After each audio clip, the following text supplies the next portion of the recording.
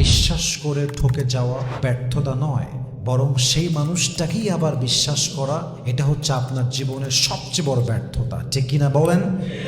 That means if you trust anybody and he breaks your trust, then you are not a loser. But if you trust the same person again, then you are a loser. और यही सच्ची बात है, किसी को यकीन करना ये इंसानियत है। अगर वो आपका यकीन तोड़ दे तो आप बेवकूफ़ नहीं है, लेकिन अगर उसी इंसान को फिर से यकीन करते हैं आप, तो फिर आप बेवकूफ़ है। I am so sorry but that's a true fact.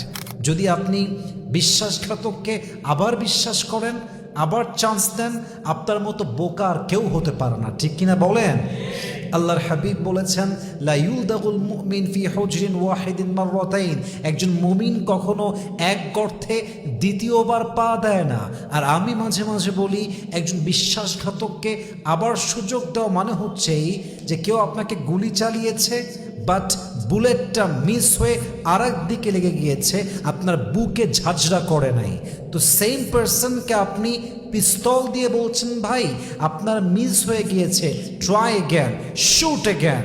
এটা হচ্ছে এর অর্থ।